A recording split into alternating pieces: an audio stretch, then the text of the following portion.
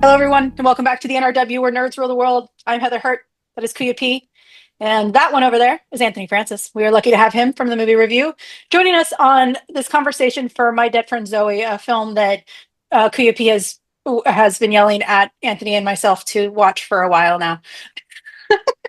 uh, this will be a very positive conversation. If you've seen some of Kuya P's in my recent reviews, they haven't been so great. This one, we're going to do a positive one this time. Woo! let's get to the trailer for My Dead Friend Zoe first. But way to spoil the ending of the review, Heather. Can you promise me I won't get, messed up? Taliban, can you touch this? If you ever catch me in some sort of, dopey group therapy, you have permission to kill me. So we're all here? Who wants to start? My name is Merritt, deployed to Afghanistan in 2016. Okay. Aren't we better than this? Than this woe is me? Ouchie, my feelings. Let's get out of here. Be quiet. Merritt? Everything okay? I'm sorry. I'm sorry. Grandpa, I've been dealing with some things. That's what a soldier does. You suck it up.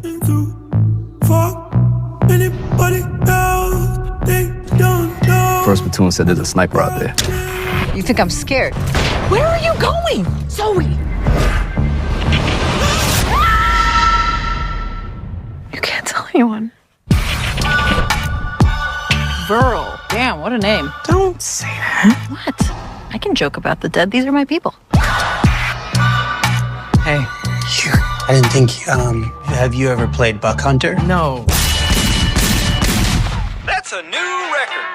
Well, damn. I'm crazy enough to say I'm crazy enough to shed my blood for you. You think I'm crazy? Your mother thinks I'm crazy. But as long as you're under my roof, paper goes in goddamn six. I would think seriously about what living in the past is worth.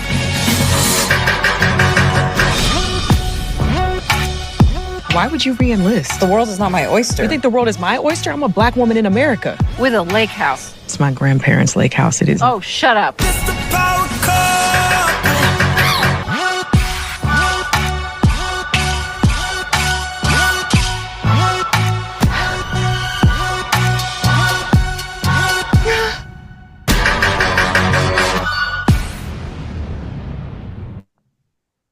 My Dead Friend Zoe.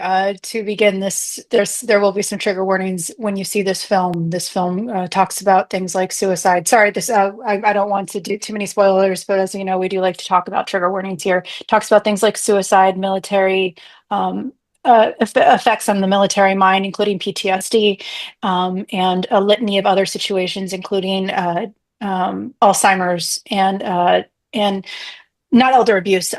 Elder interactions and how to keep families safe and self-care. This might not be the most fun conversation that we've had, but I do think that this will be an overall positive statement. We just want to also be respectful of this story in total. My Dead Friend Zoe is a loose retelling of the director Kyle Houseman Stokes's friends who came back from war, because not all soldiers are lost in battle. They come back and they need support. Veterans need support. Veteran funding should not be pulled. Veteran cards should not be at one. Veteran support system cards should not be put to $1, because people need that care. With that being said, the story is very simple. It's very sweet. It's about a soldier who has come back home and how she is tolerating the loss of a friend.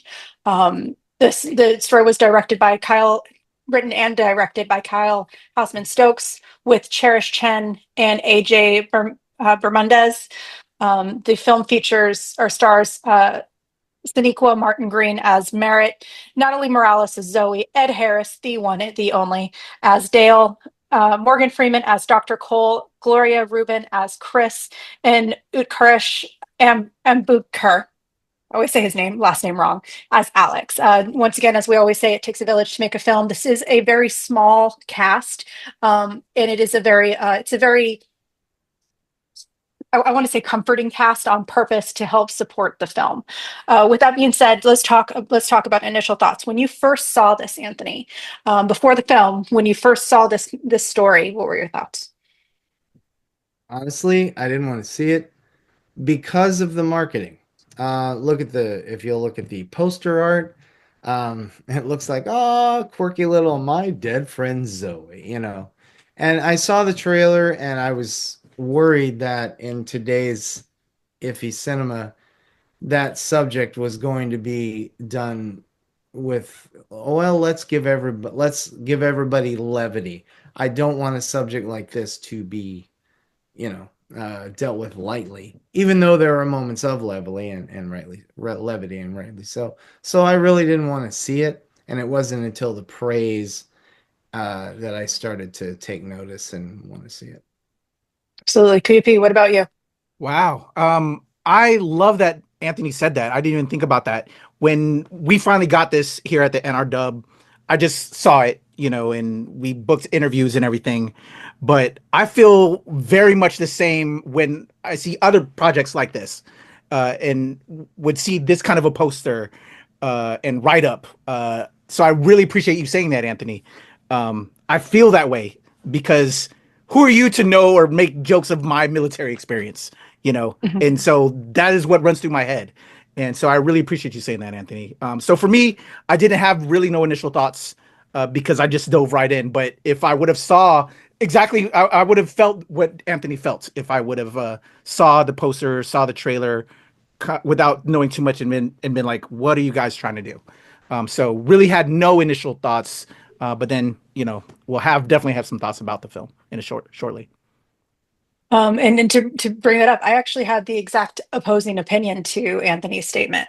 I did not get to see this right off the bat. I did just get an email from QP saying, "Hey, can you watch this? Let's talk about this in a review." Really, it was more, "Hey, if you want to watch this, I'm going to talk to Anthony about it." And there was a cat ass in the video, which There is perfect. certainly was. I'm sorry. But with that being said, Kuyuki was very passionate about seeing this, but he was saying that this was kind of a nice take of a very difficult situation. And I do agree to Anthony's statement that you can turn these stories into you can go too far with these films and make them into a joke, and that's not what we want. We want this to be given with levity, with brightness. But we want to be able to talk about very difficult things in a very realistic way. So I was actually hoping for a film that gave more light, more humor to this story. As someone who has been impacted not by the military side, but on the opposing end side of this when it comes to mental health, I would have loved to have talked about this more on the side of let's talk about suicide and PTSD in a positive way so that we can get that conversation started. That's actually something that I was hoping for in this film. With that being said, let's go straight into the review. Anthony, we'll start with you again. What were your thoughts of this film?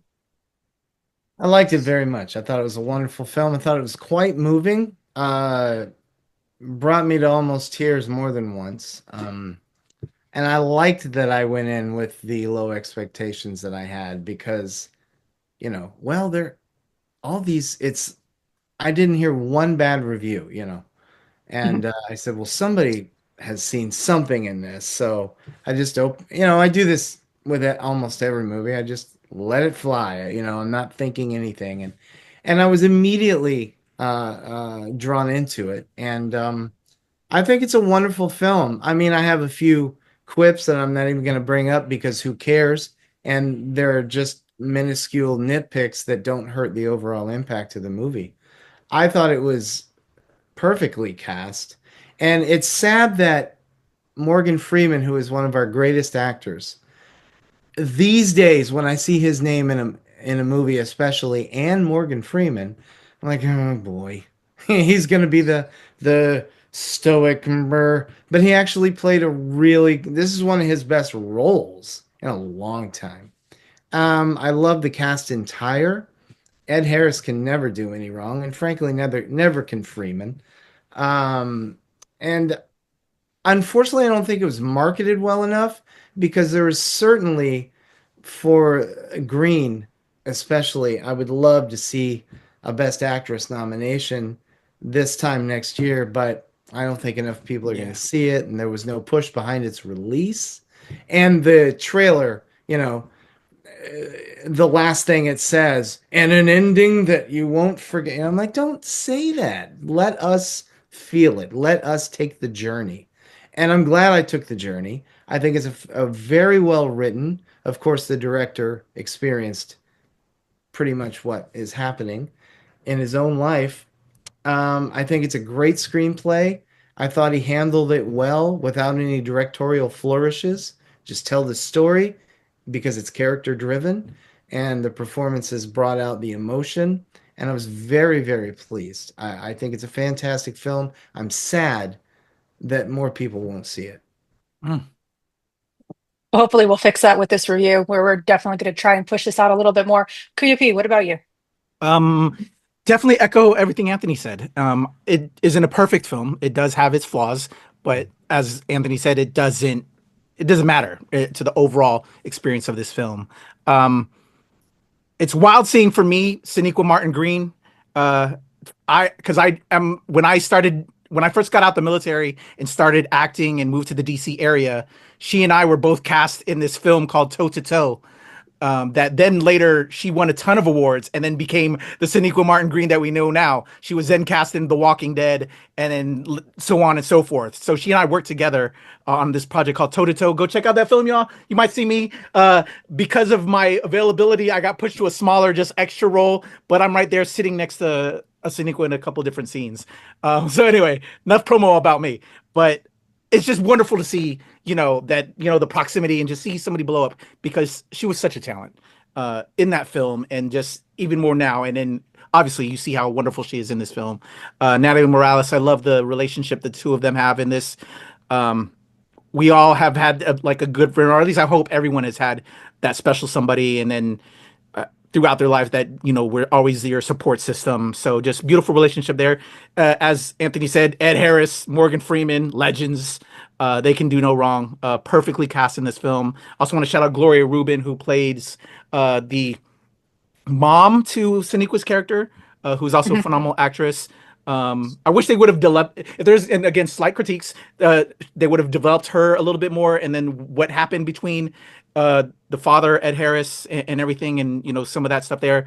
They did it just enough, again. But this film broke me. I cried. I'll definitely admit that. I had the box of tissues. It was very relatable for me in the story. And I would also add that even though I'm a veteran and this is a kind of a veteran story, I think everyone has gone through trauma and has people that have, as to your point, Heather, as you said, you've gone through situations with friends that this is just across the board very relatable to anybody. And speaking about the problems that we have and seeking therapy. So I think this is a universal film and was wonderful. And I guess I'll do a quick promo. I interviewed Sonequa Martin-Green as well as Natalie Morales and the director Kyle Houseman-Stokes. So that interview's on the channel. And you'll actually see me cry at the beginning because I had to tell them thank you because this film really touched my heart. It spoke to me, and I know it's going to speak for so many that have gone through similar experiences. Because I am very much Merritt, the Sonequa's character in this film, in regards to some of the situations I've had growing up and living post-military. Trying to stop myself from crying now, get me choked up thinking about stuff. I'm an empath now, y'all know. Well, let me put it this way: it wasn't my friends. I am Natalie Morales in this situation. So with that being said, please check on your friends, especially now. Right now is a very, very difficult time within the military, within the government. Anyone near a federal agency at all. It's just check on your friends, check on your family, check on those around you. And we'll put in a 1-800 number for a suicide line, of course, in this, because it's important that you do that. And if you need it, those are there for you on purpose. With that being said, I really enjoyed this film. I do like that where the comedy was placed allowed for conversation about, post-military life, about medical care, about seeking help. I am going to combat Morgan Freeman. I used to be a Morgan Freeman absolutist. I loved him. I loved everything about him. And then he made really creepy comments about his niece. And then he made even creepier comments about women. So I'm going to say that he is not a perfect man in any shape or form. But I'm not going to say that he did not make this role solid. It was very, when his character was told his story, you felt it in your heart, you felt it in your gut. Ed Harris, though, I will agree with both QP and Anthony on this. I'm pretty sure Ed Harris cannot do wrong. It's impossible at this point.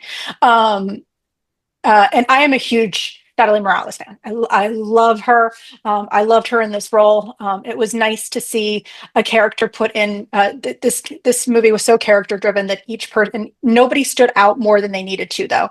I will say I would have liked to see and Butker, I can never say his name right. I would have liked to see Alex a lot more. Having Alex and Merritt's relationship blossom would have been really nice to watch and see. And I think they could have added in 15 more minutes of this film and not lost anything to it, and let them have a little bit more of a storyline. Let Merritt have a little bit more of a storyline with him. And that's not a bad thing. Wanting more means that we enjoyed it enough that we want more of a story. I'd rather want more than get too much. With that being said, I think we hit everything on the head with this. This was a really great film. Was it perfect? No. Is there a perfect film? There's some, but this one I think gets pretty damn close. With that being said, does anyone have any final thoughts? Anthony? I mean, no, very quickly, I'll just say, you said what you thought Patrick was wrong with it. On the flip side, on the boyfriend, I'm not going to try and murder his name. Maybe I agree with you that there should have been more, because as it stands, he seems to only function as, and I don't want to spoil it, the reveal in Ed Harris later at the picnic or whatever that was. In the way he's written here, there's really no function beyond that, and it would have worked, I agree with you, Heather, more if there had been at least 15, 20 minutes more of them relationship building / character building. Forget it. It's a great film. It really is. It's moving. You can be imperfect and still be great. Hey. No. It's a fantastic movie. I think everyone should see it. As we've all said, I have also been impacted by this sort of thing. It's just acted. It's acted to where it's not acting. You're not, oh man, she really dug in. It's just that character moved me. This character moved me, and I appreciate that today. And I think it's a wonderful film that it's one of the best of the new year so far, if not the best. Whoa. Wow. All right. QP, last thoughts? Completely agree with you guys both about that, the boyfriend character, if you will. But again, doesn't affect the overall. I would like to say that for me, there's certain films that you kind of point out, or at least I have, I'll speak for myself, when it's hard to say with words and to express to somebody else. So you kind of point, hey, this scene in this film is how I felt, but it was hard for me to say it. And I think this is one of those films that I know I'll be pointing out because I'm, of my past experience. And I think that's special. And it says a lot to the acting, to the team that puts a film together, and also why I love film. So yeah, highly recommend. And for those going out there, like you said, I'll put the great suggestion. I'll put the crisis hotline number in the description. But yeah, really enjoyed the film. Heartfelt, beautiful. Absolutely. My final thoughts are: please check on your family. Please check on your friends. You never know what someone might be hiding behind that smile, and they just need a little bit of a conversation to be had. With that, you can find My Dead Friend Zoe still in theaters right now as of this recording. Please check it out while you can. We are the type of people that are very honest when it comes to money. We're not the type of people to say, go to every single theater, go to every single movie in every single theater. We want you to do smart stuff with your money. This one, I would honestly say, is worth the price of a ticket. Please go watch it. Oh, creepy. Oh, I just want to add, I'm sorry. Patrick. When I interviewed Kyle Houseman Stokes, sales to this film, I forgot the percentage, but they're going to charities and crisis hotlines. So your money is also going to help other people. So to add to your point, Heather, to go see it in theaters, you're also going to do a lot of good. There you go. All right. Definitely go check it out in theaters while you can. And then, of course, it will probably be available on the regular streaming networks for rent. We do absolutely believe that this film is worth your time. Check it out. If you have already seen this, if you disagree with us, if you think that there could have been more to this film, please tell us in the comments below. Like, subscribe, share, all of those things, and we will see y'all soon.